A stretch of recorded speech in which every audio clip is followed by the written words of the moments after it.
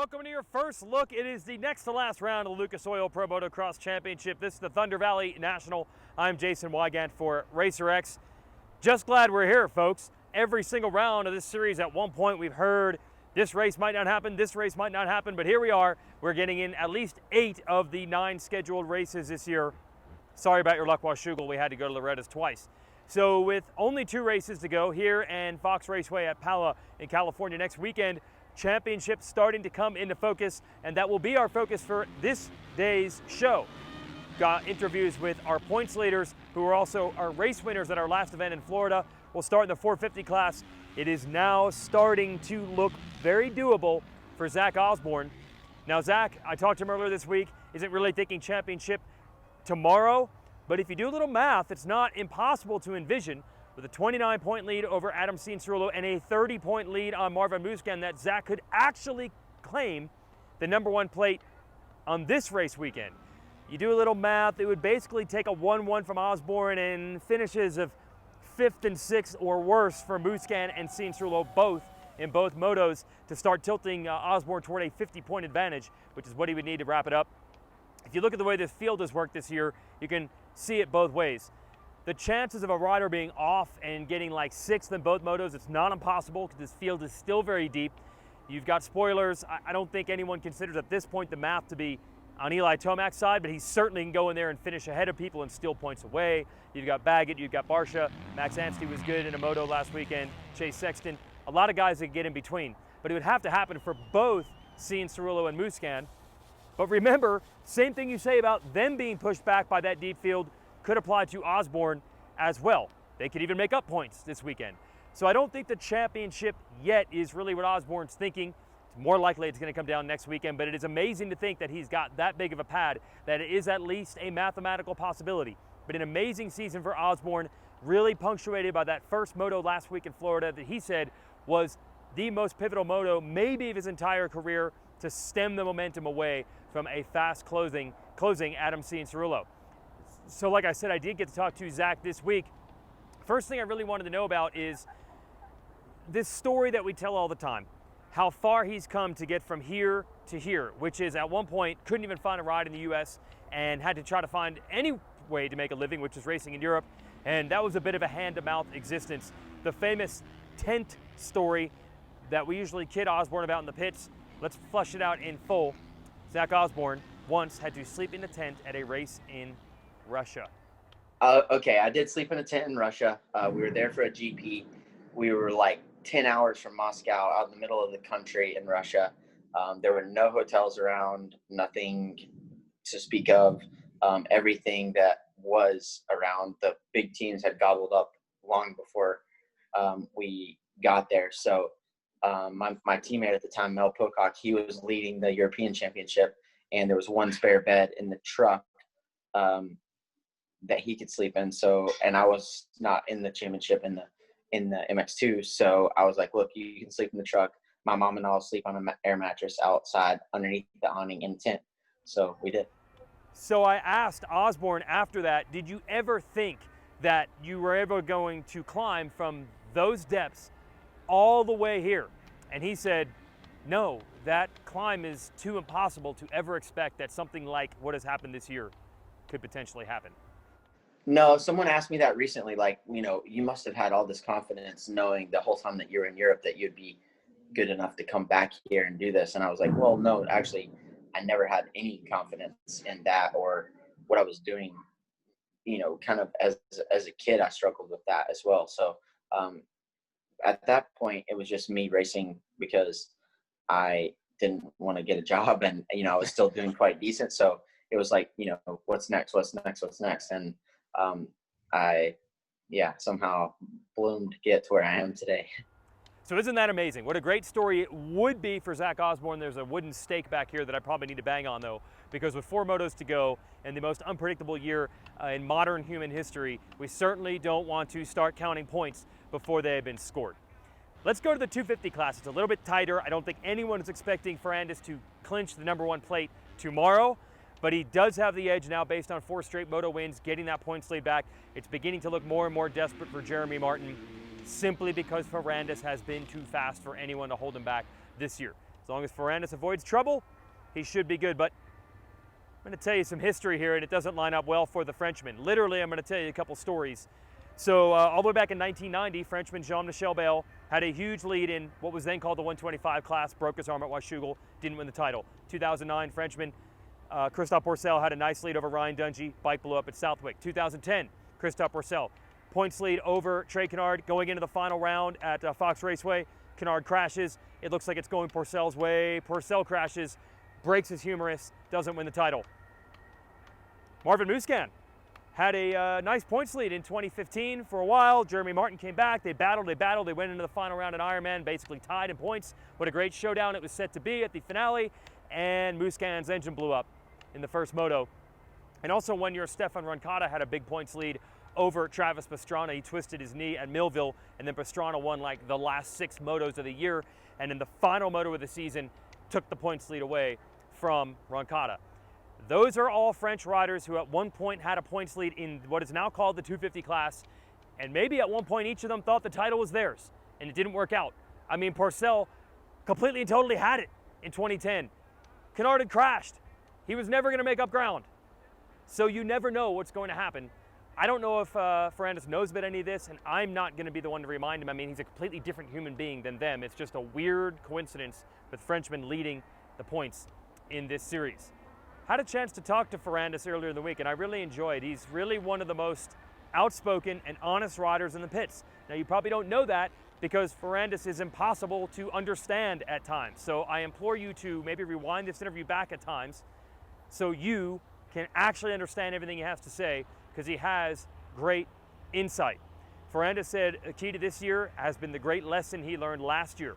Last year he won the 250 Supercross West title, and he couldn't get angry enough and motivated enough when it was time to go to the gate in the motocross season. Didn't quite have that extra 1% of desire. He said it's the greatest lesson in his racing life. He was determined to not let that happen this year. Oh yeah, exactly. That was the best lesson in my life, and that's why I'm also really happy about my 250 career, because it's gonna help me so much in 450.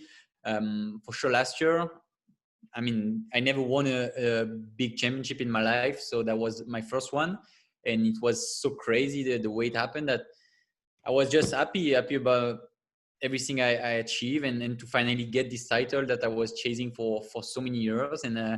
And yeah, two weeks after the Vegas round, we had to get back to the national, and it's not enough to just bounce back and find the motivation, and it was clearly not enough. And I think we can see it today with Tomac. It's same.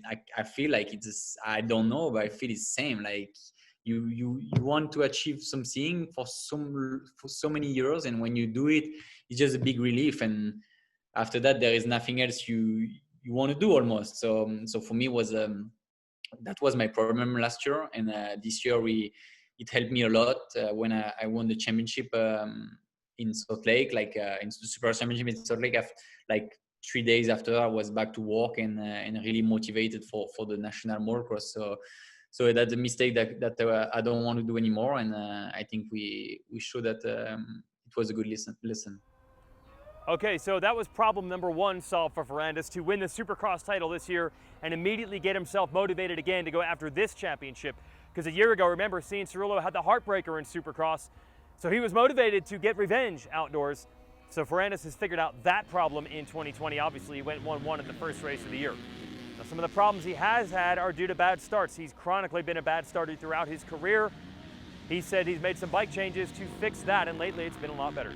When we make some testing before the championship, my goal was to really have the bike that I'm comfortable with at high speed, like where I can really be really fast on the track, on every track, and so we build my bike with on this way to really be really fast. And I think we saw it at Loretta, we saw it at Ironman also. When I crashed at the start, we saw that my speed on the track was good. For sure, I do a lot, but the bike also do a lot, and it helped me a lot. And so the way we make the bike, we kind of forget a little bit the start, and so I was expecting to manage it at the start, and finally not. We saw that my start were really bad compared to my teammate who have a different setup and really good at the start. So we came back on a setting where it helped a little bit more in start, and yeah, it worked really well the last two rounds. And I feel like I'm a little bit slow on the track, but it's enough to win. So that's perfect. We're gonna keep in this direction.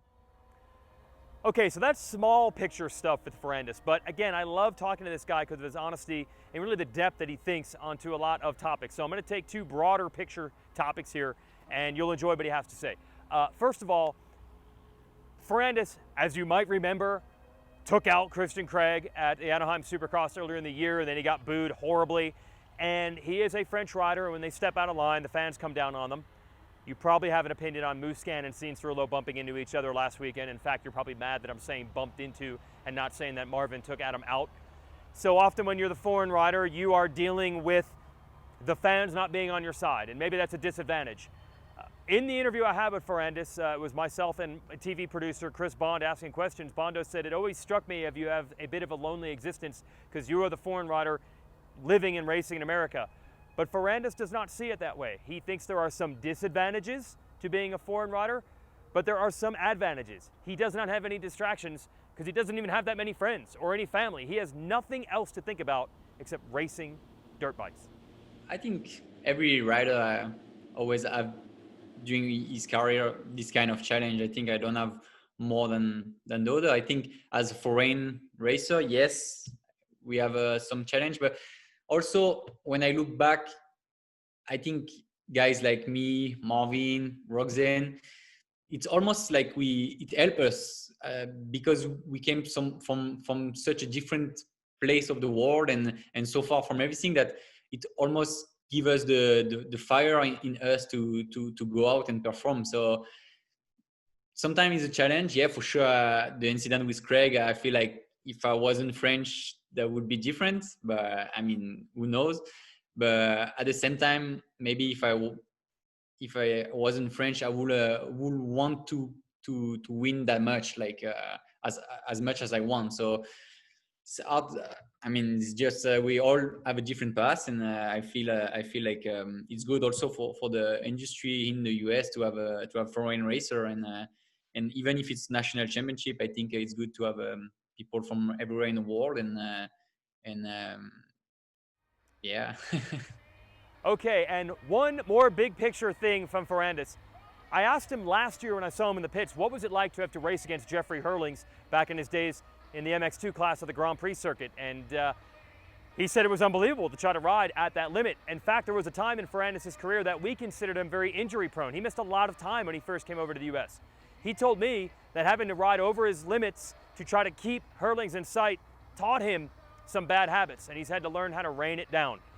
And sometimes he still thinks of what it was like to chase Herlings during motos, even when Herlings is not in them, like when he's racing in the United States.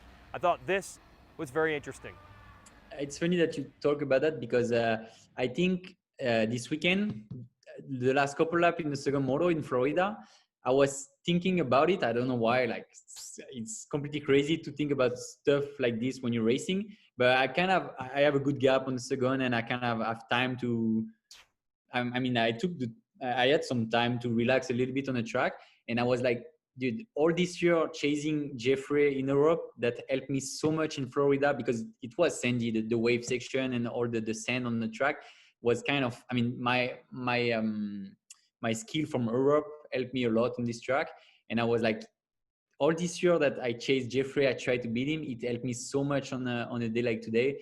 And I was thinking also, I mean, this guy is the most difficult opponent I ever face. I'm sure next year it would be a big challenge, but I still think Jeffrey is the best rider in the world. So yeah, for sure it was hard. I think I lose a lot of win and maybe championship because of Jeffrey, because he was there and faster and stronger than anybody. So it was hard, but I think it helped me a lot to grow, and I wouldn't be that good today if I hadn't faced him when I was younger. for sure was sad at the moment that he was there. And today I'm really proud that I raced against him, and it helped me. It helped the sports also. Okay, so that's going to wrap the Get to Know Your Potential 2020 Champion segment of your First Look program. Let's give you a few other news and notes. Part of the track I'm actually standing on and all the way around, I think, is actually more what we're used to seeing pre-race at these nationals. That is soft, overly watered, pretty deep dirt. Haven't seen as much of that this year for a variety of reasons. I think some tracks thought it was going to rain, so they didn't want to overwater. Some tracks don't have to overwater because it hasn't been as hot, since we're not racing in the middle of the summer anymore. Leads me to the temperature. I think some people were afraid it could potentially snow here. It's not that bad. In fact, it's actually perfect. It's like 68 degrees right now. Like, you want to go riding in weather like this. I know elevation is usually a talking point here, but most of the riders don't feel like the elevation really makes a big impact on them cardiovascular-wise. It will slow down the bikes, but it's not nearly the concern that it was pre-fuel injection. The early carbureted four-strokes, when we raced in the middle of summer here, they rode horribly. They were popping and burping all over the track. Not really a big deal anymore. Fuel injection has solved that problem for several reasons. So we don't have to worry about elevation much. Overall, though, we still have great racing going. As I mentioned, the 450 class still deep, and the 250s always give you some excitement. RJ Hampshire, that wild ride last week, and I just saw him walking around. He's okay. He's in a good battle for third in this series with Shane McElrath. And Alex Martin told me he has a big bonus on the line if he can get third. So lots of motivation for lots of riders. Also have yet another pro debut for Monster Energy Star Racing Yamaha. You might remember Nate Thrasher was supposed to debut at Millville for KTM and Troy Lee Designs and Red Bull. He switched teams in like a 2-week span. And that may or may not be just ever so lightly connected to Justin Barcia maybe not riding a Yamaha next year and maybe being part of the Troy Lee Designs team. I'm using the word maybe so no one can say that I really said it. I'm just saying rumors and things that I'm hearing maybe about Barcia maybe being on a red bike that's not a Honda next year. I don't know, I'm just saying maybe. That's gonna be our first look here from Lucas Oil Pro Motocross, Thunder Valley in Colorado, the civilized national. Interstates right nearby, Denver, not too far away. A lot of these races you go out to the boondocks. This is a highly underrated stop at this championship. Next year, when things are back to normal, I highly recommend you come out to this race. It's really going to be a good one this year and hopefully in the years to come. Thanks for watching, and again, it's all brought to you by 6D Helmets, committed to the relentless pursuit of better brain protection.